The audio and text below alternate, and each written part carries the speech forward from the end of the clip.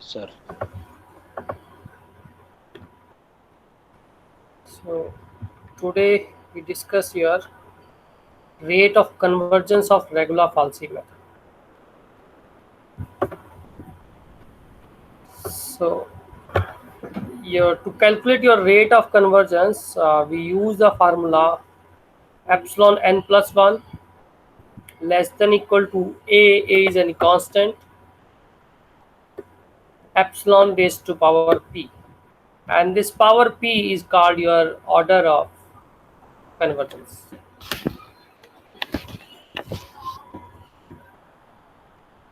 So for the rate of regular Falsi method, we must remember the formula for regular Falsi method. Hope you remember the regular Falsi method formula is your x n plus 1th iteration is equal to x n minus 1 function at xn minus function at xn minus 1 into xn divided by difference between function at xn minus function at xn minus 1. So in this formula, we just put your these roots. So we assume that your epsilon be the xi be the exact root of the equation fx is equal to 0. So if xi is a root, so we know that your nth root, you may say first, second, third, fourth, sixth, 10th root, have slightly error is there as compared to your root. That means they are little bit at a far distance from the exact root.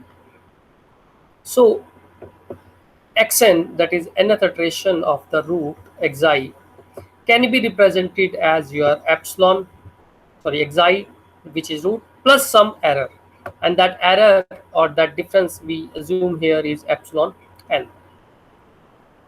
So if we say here what is your epsilon n, so we may say your epsilon n is your xn minus xi. So similarly, epsilon n plus 1 can be written as your x n plus 1 minus xi. So, or you may say your xn is equal to epsilon n plus 1 minus xi. The same thing, right? So we just put all these things. You may say here your x n plus 1 is equal to your epsilon n plus 1 minus xi. Same thing.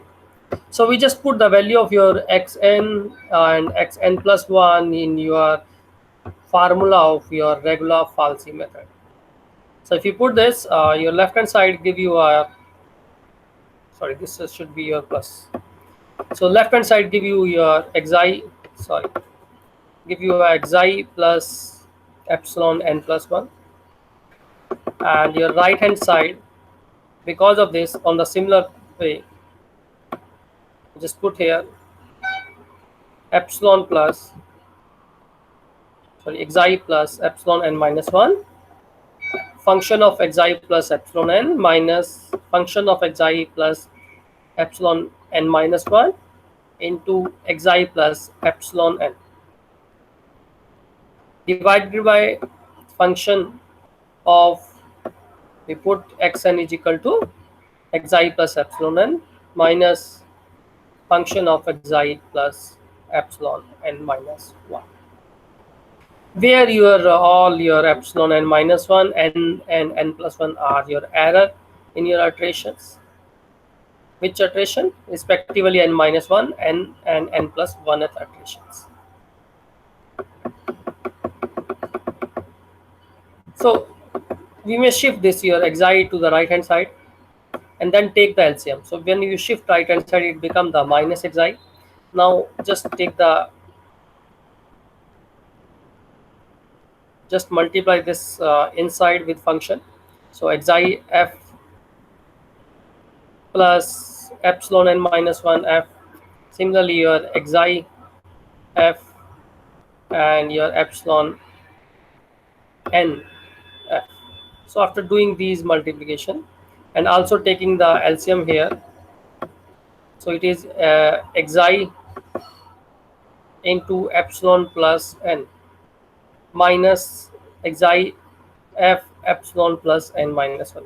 So if you see here, this minus and this minus is plus xi epsilon plus n minus 1. Here also we have your, after multiplying with this xi, we have the minus sign f xi plus epsilon. So both this is negative and this one is positive, both become cancelled with each other, right? So similarly we have here your xi into your this xi plus epsilon n with minus sign. So here when you multiply this one with this one, which is also xi into f xi plus epsilon, and so that these two factor get cancelled out, and we are left with the two factor which is your epsilon n into this, epsilon n minus 1 into this, right? Sorry, yeah, this epsilon n into this function f. So we are left with your this two part in your denominator, that is epsilon n minus 1 f xi plus epsilon minus epsilon n into f xi plus epsilon n minus 1 divided by, so this is the same difference, right? Now we may apply here Taylor series, because we know that your epsilon is your very small quantity we assume here. So we apply Taylor series fx plus h kind, so which gives you, so once you apply your f xi plus epsilon, so the Taylor series can be written as your f xi plus epsilon n f dash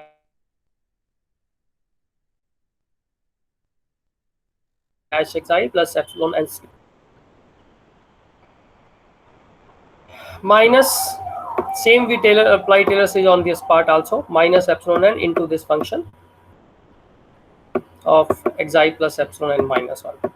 So we just get here epsilon n minus 1, here epsilon n minus 1 whole square, remaining the same. Divided by, again we apply the Taylor series in your denominator part, that is epsilon xi plus epsilon function f, and f is a function of xi plus n minus epsilon n minus 1. So after applying this, we know that, or we assume that your xi is a root of this function. So we know that your f xi should be equal to 0, or should satisfy your the equation f x equal to 0. So once you assume this, we just put here this is 0, this becomes 0, this also becomes 0, this also becomes 0, and this also becomes 0. After doing this, if you see there, this epsilon n minus 1 multiply with your epsilon n into f dash is same as your this epsilon n into epsilon n minus 1 f dash. So one is negative, one is positive, so with these two are also get cancelled with each other, right? Here these two are get cancelled.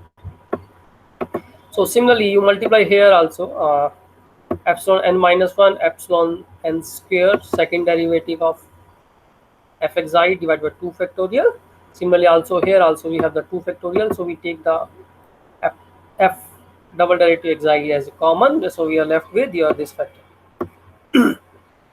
because multiply epsilon n into epsilon n minus 1 square. So in similarly in your denominator part, we just take the subtraction of these two and these two. So taking the f commons only, right? So we get this one. So now, so this is a formula of a square minus b square. If you see here, we take the two factor common, this will give you a formula a square minus b square, which is a minus b, a plus b. And we take this complete factor common from the denominator part. So once you take common this one, this get 1 here, and this part is divided by here, right? So when you divide this, your this a minus b or epsilon n minus epsilon n minus 1 get cancelled with this formula. If you solve this, that is your a minus b, a plus b. So a minus b is get cancelled. We are left with your epsilon n plus epsilon n minus 1 divided by 2 factorial, right? Now,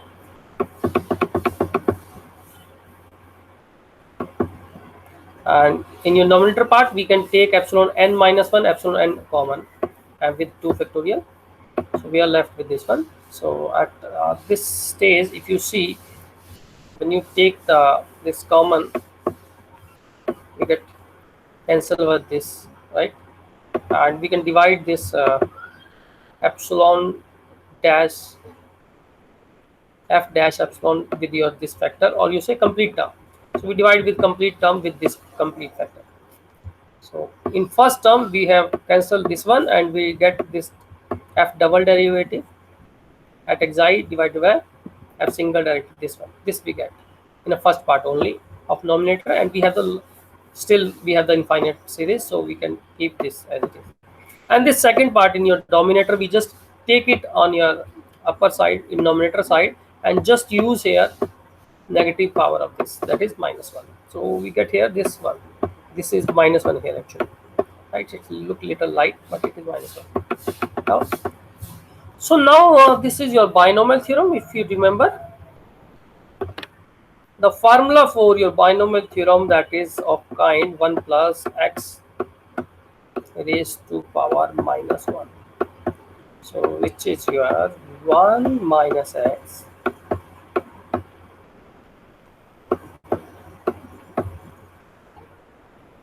plus your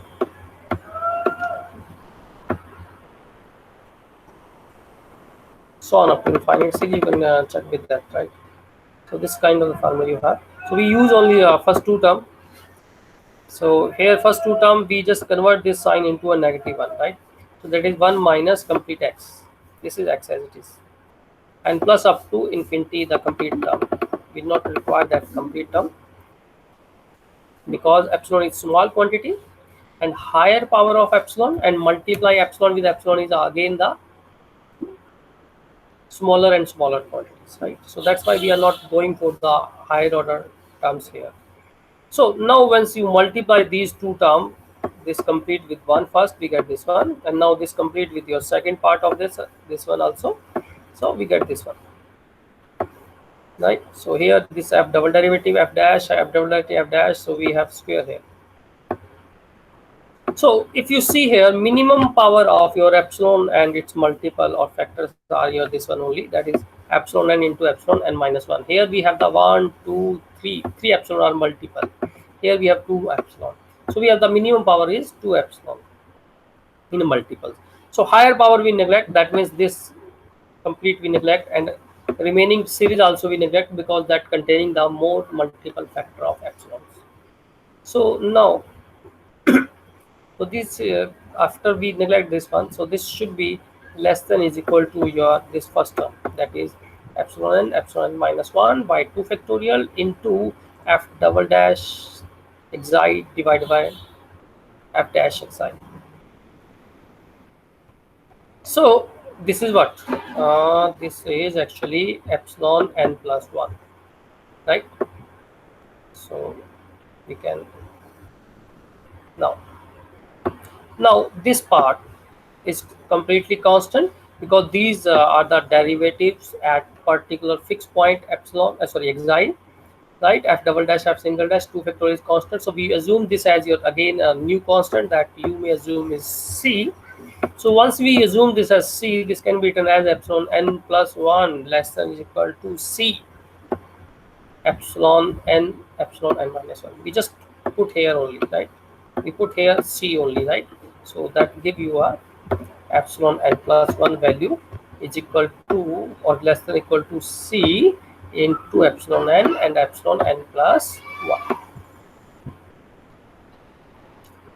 So by definition of rate of convergence, we know that by definition it should be equal to this one, epsilon n plus 1 is equal to a epsilon n raised to power p, and where p is your order of convergence. So if we get the value of your this p, that is your order of convergence.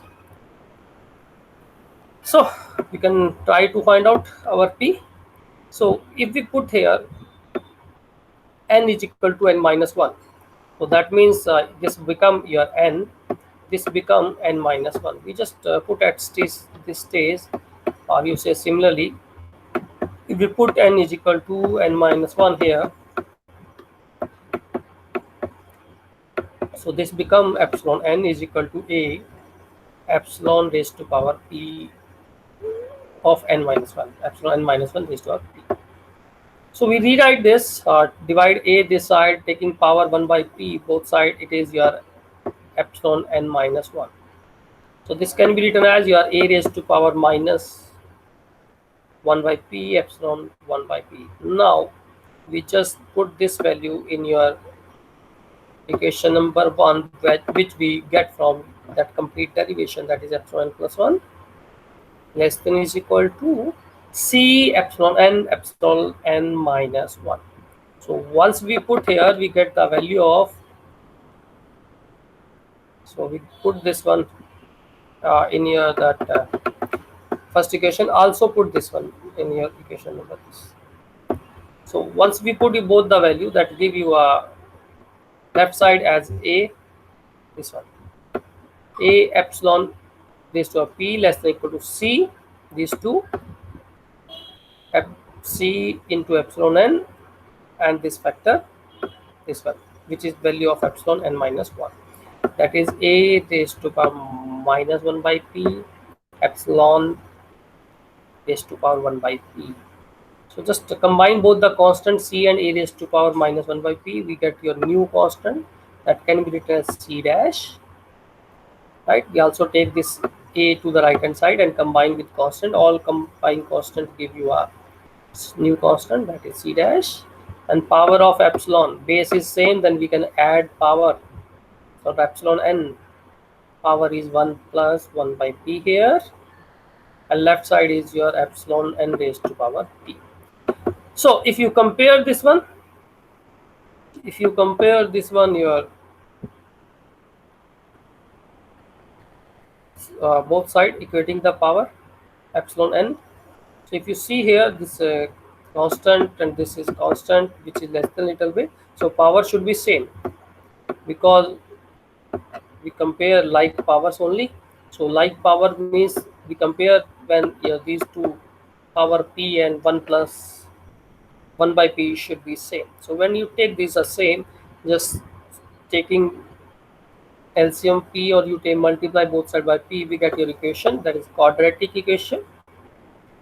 E square minus p minus 1 is equal to 0.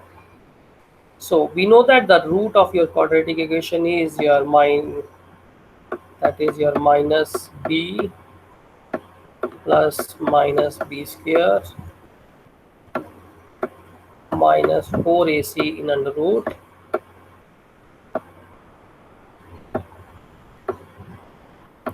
and divided by 2a. So just put here if you compare here, your a is your this one 1, so it is 1, b is minus 1, and similarly c is minus 1. Hope so you remember your standard quadratic equation. The standard quadratic equation is a, you say p square or x square, doesn't matter, and b into p plus c is equal to 0. So here c is also minus 1. So just put all these value here. So if you put here, b is your minus is plus 1, b square is your minus 1 square is 1, 4 into a is 1, c is negative, so minus 4 and this 4 again give positive. So we get your minus 1 plus minus 1 plus 4, that is 1 plus under root 5 by 2. And hope so everyone remember the value of under root 5 is something 2.236, and if you add plus 1 in this, it becomes 3, and divide by 2. Once you do this, you get something 1.618. So p is your 1.16. That means order of convergence, right? So this is called order of your